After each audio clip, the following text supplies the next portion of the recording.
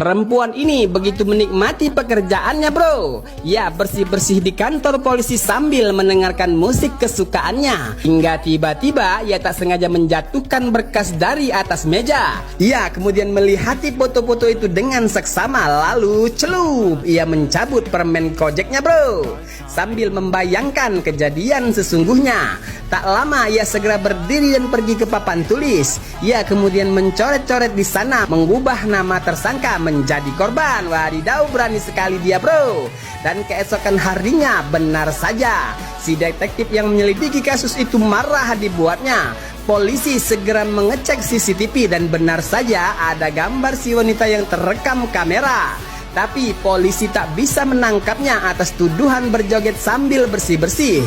Namun si kepala polisi memintanya untuk berkata jujur dan akhirnya ia pun mau buka mulut bro. Ia menceritakan bahwa ia hanya mencoba memperbaiki apa yang salah dan seketika ia ditunjukkan kembali foto-foto kejadian. Ia diminta menjelaskan apa yang salah dari foto-foto itu. Sekejap kemudian ia mulai mengaca-aca. Ia mulai dari foto korban. Menurutnya ada yang salah pada korban dan yang membunuhnya juga bukan sang istri. Ia kemudian menunjukkan sebuah sofa yang tersusun rapi bantal-bantalnya. Katanya itu menunjukkan bahwa si wanita adalah seorang yang perfeksionis. Begitu pula dengan rak pajangannya. Semua tersusun rapi mulai dari bentuk dan bahannya. Tapi coba perhatikan dengan gorden yang di ujung ini. Ada satu gorden yang tidak ada ikatannya, sementara gorden lainnya rapi terikat. Apakah seorang yang sedetil itu akan membiarkan gorden itu tak terikat?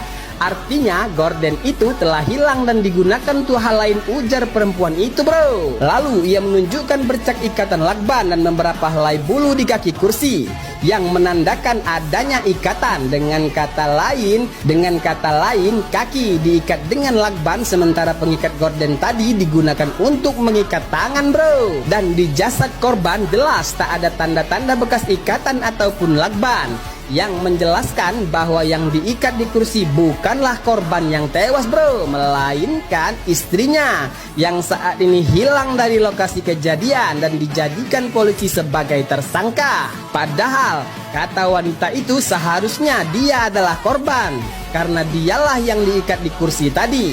Lalu setelah menjelaskan semuanya, si perempuan beranjak untuk pergi. Tapi polisi masih mencoba menahannya hingga akhirnya si kepala polisi menawarinya untuk bekerja sama sebagai konsultan untuk mengungkap kasus pembunuhan itu bro. Singkat cerita, ia pun diajak ke lokasi kejadian dan seketika ia bisa membayangkan bagaimana rangkaian itu terjadi. Ia awalnya didatangi oleh adik perempuannya dan sang suami. Mereka coba memeras si perempuan setelah mengetahui perselingkuhannya. Namun sang suami yang saat itu berada di rumah datang dan mengambil senapan yang ada di pajangan bro.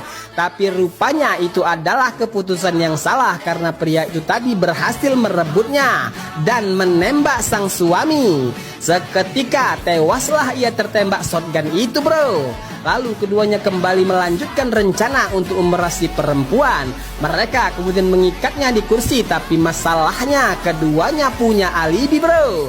Mereka waktu kejadian berada di tempat lain hingga akhirnya perempuan ini ingat dengan foto bunga ini. Sehari sebelum kejadian si wanita sempat mengunggah foto bunga yang baru dipetiknya itu. Dan tidak mungkin keesokannya bunga segar itu bisa langsung mati dan kering. Apalagi ruang tamu itu mirip rumah kaca yang bisa meredam panas matahari bro.